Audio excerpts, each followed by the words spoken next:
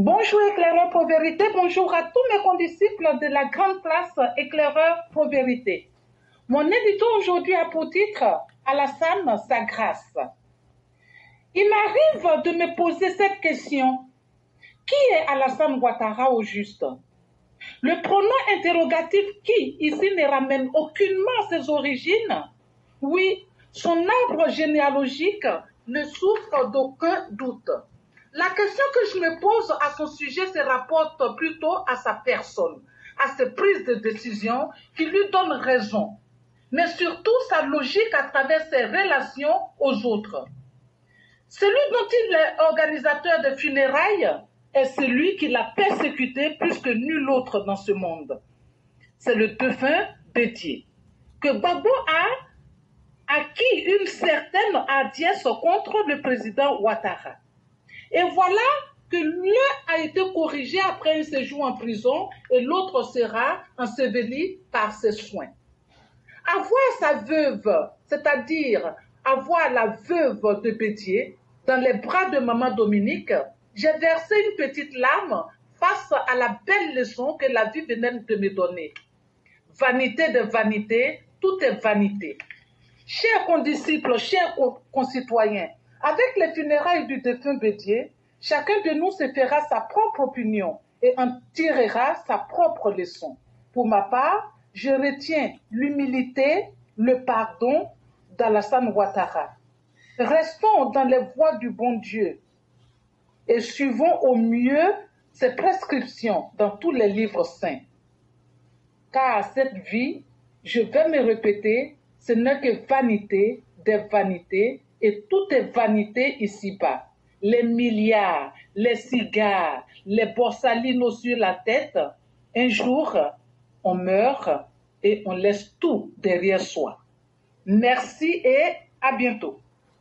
Merci infiniment à Mère Blanc de nous rappeler la condition existentielle de l'homme. Là, je me base un peu sur Jean-Paul Sartre pour parler de l'existentialisme.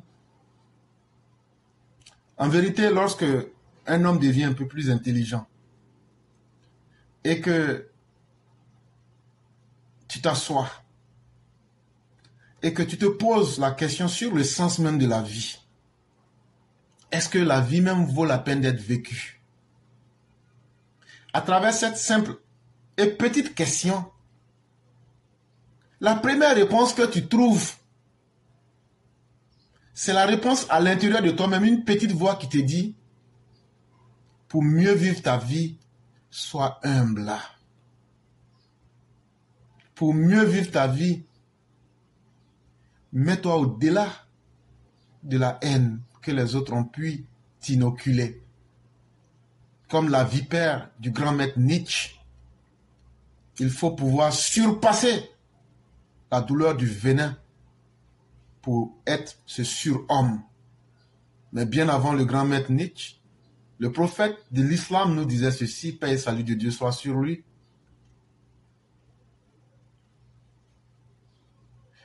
Heureux ceux qui peuvent surpasser toutes les méchancetés que leur inocule la société. Parce que cela ne fera que vous rendre plus fort. Ce que nous oublions, c'est que chaque être humain a un choix à faire. Quand je me mets sur cette terre, pour le peu de temps que je dois vivre, à faire du mal autour de moi, à causer désespoir, ruine, pleurs autour de moi, que voudriez-vous que l'on retienne de votre existence? Tu as été dans les plus beaux châteaux. Tu as eu les meilleurs et les plus chers champagnes. Tu as eu toute la richesse et la gloire. Mais finalement, est-ce que tu n'es pas tombé comme le plus simple des humains? L'animal mécanique que tu étais, est-ce que tu n'as pas fini dans ta plus simple expression? Cher homme, cher humain, quelle que soit la beauté d'un cadavre, il part toujours nu pour rencontrer son créateur.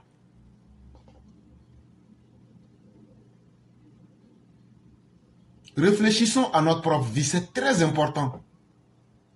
Et calculons les actes que nous posons. Voyez-vous, Un être humain, partout où tu passeras, arrange-toi pour que les gens disent « Ah, il était là ».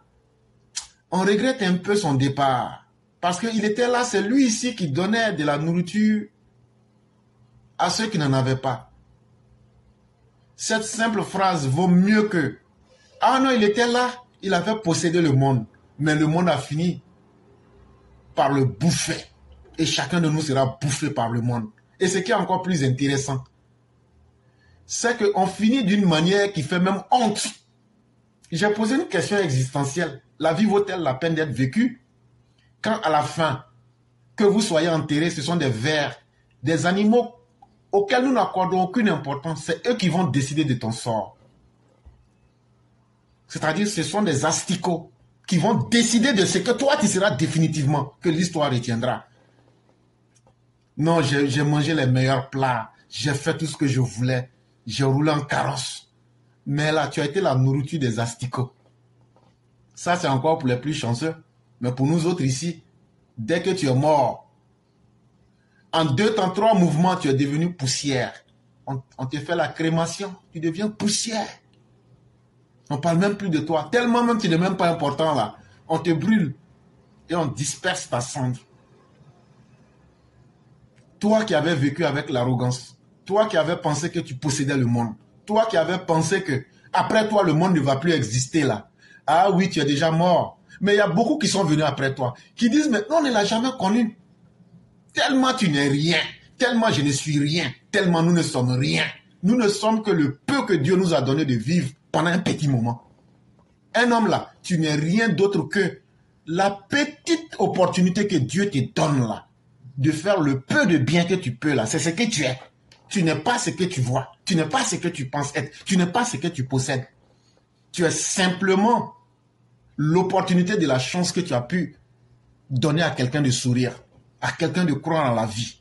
C'est ce que tu es. Et ça te ramène à l'humilité. Tu ne peux pas faire le bien et être arrogant.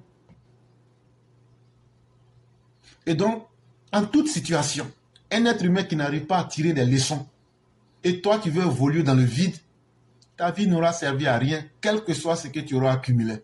Et je termine avec les propos du Christ, fils de Marie. À quoi sert-il de posséder le monde si tu livres ton âme au diable? Question de réflexion.